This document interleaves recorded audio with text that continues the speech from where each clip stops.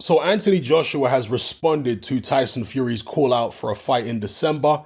AJ says he's on it. He asked Tyson Fury to give his management company 258 a call and he'll be ready for December. Now, as I said in the previous video, I think this is a cynical move by Fury fighting a guy coming off back-to-back losses. Why not go up against somebody whose confidence is high, who's actually on a winning streak, rather than someone whose confidence is rock bottom and is coming off losses? And as far as why AJ would take it, well, AJ's got a history of just taking the toughest fights regardless of what mental state he's in, regardless of the big picture. And I can respect that to a certain degree, of course, because it shows that he's trying to, take on the toughest challenges and what have you. But you also have to be cognizant of where you're at mentally and why things have gone wrong for you in the past. And I'm saying the Usyk rematch went wrong for AJ partly. I mean, look, Usyk is a fantastic fighter and perhaps he'd beat any version of AJ. But AJ could have done better in that rematch had he had more confidence, because he was still far too reserved, wasn't aggressive enough. Well, why didn't he have the required level of confidence to do better? Because he's still dealing with the psychological fallout from that first Andy Ruiz fight. That's why. Now, in the wake of AJ beating Kubrat Pulev, you guys remember the video I did? Go look at the post-fight video. In that video, I said, AJ right here in this Pulev performance hasn't shown the confidence to beat Tyson Fury. If this version of AJ steps up and fights Fury, he's going to lose. The confidence isn't there. To have any chance of beating Fury, you have to have supreme confidence, which AJ didn't show in that Pulev fight. It took Lennox Lewis several fights to get his swagger back, to get his mojo back, to get that old confidence back. How long is it going to take AJ? On that performance right there, he won't beat Tyson Fury. He'll need to be better than that. I got a lot of flack from AJ fans because I said that. And I've been saying all along that AJ needs to step down from world level and learn his craft properly. All this just throwing him in tough fight after tough fight when he's coming off these losses and when he's not learning properly, it's no good. You have to allow this guy some rehabilitation, like Lennox Lewis had. After he lost to Oliver McCall, he switched trainers. He was with Manny Stewart. He went back to basics. He corrected his mistakes. He had that period of rehabilitation where he was able to do that. AJ's never had that. And so how do you expect him to improve if he doesn't have it? And how do you expect him to get over the psychological scars that he's accumulated, certainly from that Ruiz fight, now from the two Usyk fights? And so that is the context in which AJ is agreeing to take Tyson Fury in December. I think that AJ's management, be it 258, be it his promoter Eddie Hearn, they should be steering him in a different direction right now if they are interested in what's best for him as a fighter in terms of his career development. I always go back to Lennox Lewis. You look at that Lewis-Butler fight, because Lionel Butler's the guy who Lewis fought in his first comeback fight following the defeat to McCall. If you'd put Lewis in with Holyfield at that point, he wouldn't have won the fight. If you'd put him in with Bo, he wouldn't have won. Just look at him against Lionel Butler. He was gun shy. He was unsure of himself. He was scared to get hit. That version of Lewis ain't beating the top guys. But that's what people are doing with Anthony Joshua. That's what potentially Matchroom 258, whoever else, wants to do with Anthony Joshua in regards to a Tyson Fury fight. When his confidence is at an all-time low, they want to sling him back in at the top level. You see, and they don't have to at this point because he's not a champion. If you're a champion, in my view, you should be obligated. As a fan, I feel the need to put pressure on you to fight the other champions and the best in the division. Because you're claiming to be the best. That's what being a world champion's all about. So you should be pressured to fight the top guys. But when you're a contender, there shouldn't be as much pressure on you to fight the top guys because you don't have a claim to be the best.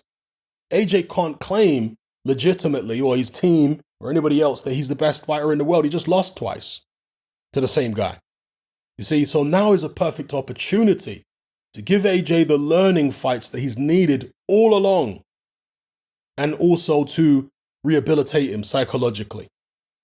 But I have a funny feeling that they're not going to do that because they've got a history of not doing that. AJ is not as, I'm going to say he's not as smart as Tyson Fury in terms of picking the right fights at the right time.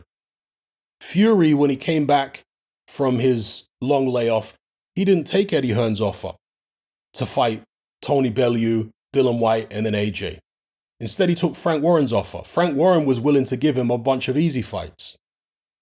And when Tyson Fury felt he was ready, he was like, okay, give me Wilder. And that's the route they went down. And even way back in the days when Tyson Fury was British champion, didn't take that David Price fight at the time. So Fury, time and time again, even, well, I could go on, but there are multiple instances where Tyson Fury didn't take fights because, I don't know, he felt like he wasn't ready at the time. Whereas with AJ, no, he goes full steam ahead and takes everything. So in this instance, I think it's, in the previous instances, in the Usyk, or the Ruiz rematch and the Usyk rematch, I was against both of them. I felt like he should let Ruiz go on and fight Wilder. I felt like he should let Usyk go on and fight Fury rather than activating the rematch clauses. How much of that was down to money? And how much of that was down to either AJ or Eddie Hearn and his team genuinely believing he would win second time around? With Andy Ruiz, you could see it. You could see that AJ had the height and the reach and all that to beat this guy. But with Usyk, I didn't like it. I didn't like the Ruiz thing because, as I said at the time, even if he beats Ruiz, he's right back in the frying pan at the elite level.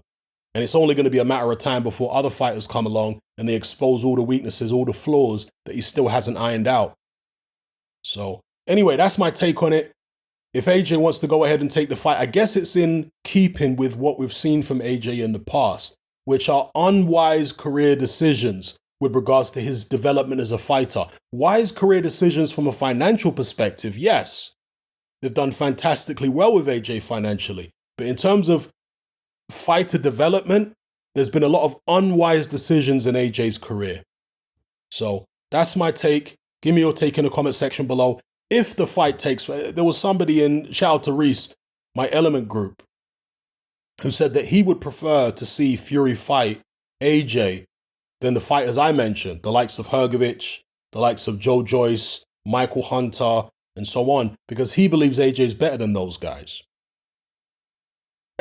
You know, it's not necessarily a matter of who's better. It's a matter of styles, and it's a matter of confidence. AJ at his absolute best, maybe he's better than those guys. Maybe. Although I'd say that's arguable in certain instances. But AJ's not at his best. AJ's coming off back-to-back defeats. AJ still doesn't have confidence in his chin from that first Ruiz fight. And as far as I'm concerned, that is not preferable. That is not a more dangerous fight for Tyson Fury than a Michael Hunter or a Hrgovic, even an Andy Ruiz. So, yeah, and again, Reese in my Element group said that he thinks AJ gets confidence from the spar that he had with Tyson Fury many years ago. I think any confidence he had from that spar against Fury many years ago would evaporate very quickly in the fight. Very quickly. I think he'd get hit, probably get hurt. His stamina would be all over the place, and he'd soon be reminded that, okay, this is a completely different Tyson Fury to the one I sparred. So, yeah, and you need a level of confidence that gets you through tough moments in fights. You need such a deep resolve, such a deep self-belief that even if you get dropped multiple times in a fight, you can get off the canvas and win. We've seen Fury do that. We've never seen AJ do that. All right, he doesn't have that level of confidence, particularly now. And in my view, he needs that level of confidence to stand any realistic chance of beating Fury. I think there are other fighters out there right now who would stand a better chance of beating Fury in December than AJ. I'm going to put Hrgovic on that list right now. I'm going to put Michael Hunter. Yeah, I know people think it's crazy because he looked bad against Jerry Forrest. And for me and for many other people, he lost the fight. But I think Michael Hunter stylistically is a more difficult conundrum for Tyson Fury right now than Anthony Joshua next. Maybe Anthony Joshua in 18 months' time is something different. Maybe. If he goes about rehabilitating himself the right way. But right now, no. Right now, I think Michael Hunter's a tougher fight. I think Hrgovic is a tougher fight. I think Joyce potentially is a tougher fight, although he's got this Joseph Parker fight that he's going ahead with. So that might rule him out of fighting Tyson Fury. But there are a number of options out there who are more credible from the perspective of they're coming off wins. Some of them are undefeated. And their confidence is high. AJ's not in the right place mentally. He might want to go ahead with it. But as I said to somebody in the Element group, this reminds me of when a person is coming out of a relationship. And let's say it was a really messy breakup. And they go straight back and start dating 2 weeks after the breakup. They're not ready for another relationship. They want another relationship, but they're not ready. They're still carrying all this emotional baggage from the old one. That's how Anthony Joshua is, trying to fight Tyson Fury in December. He's not ready psychologically. He might want to step back up and fight the Furies and whatever, but mentally he's not there. Have you guys forgotten about the breakdown he had in the ring? Crying at the press conference? This is a guy who's normally very unemotional, like a robot almost. And yet he's breaking down and losing the plot. And you think that's the right time for him to fight Fury? Come on. Even Anthony Joshua at his best might not beat Tyson Fury. I say might. Because he'd have a better chance of beating Tyson Fury when he's confident, when he's coming off wins. And certainly if he improves his game technically, he'd have a better chance of beating Fury then than he would now. So, now I have to disagree with the people who think that it's a good idea for AJ to take the fight next. I said it wasn't a good idea for him to take the Ruiz fight for the reasons I've explained. I said it wasn't a good idea. I said the second Ruiz fight. I said it wasn't a good idea for him to take the Usyk rematch. And I'm saying it's not a good idea for him to take this Tyson Fury fight in December. If AJ still had the belts, of course I'd want the fight. Even though AJ's not ready, if you've got belts, you're obligated to fight the best. So, in 2021, when AJ and Hearn were trying to make the Fury fight, of course I was all for it. I didn't think AJ was going to win, but I was all for it because, look, if you've got belts, then you have to unify. Do you know what I mean? You can't be sitting there with belts and saying, oh, I'm not going to fight Fury. No, you have to fight Fury. Do you know what I mean? Because he's the guy with a WBC strap. So if you're claiming to be the best by calling yourself champion, you have to be fighting him. You see, so whether he was ready for it didn't come into it at that point. But when you've got an opportunity to step down from world level, improve yourself, get yourself together mentally, you should take it. But apparently AJ isn't wise enough to do that. Perhaps his team won't be wise enough to do that. We'll see. Let me know what you guys think in the comments below about everything I've talked about in this video.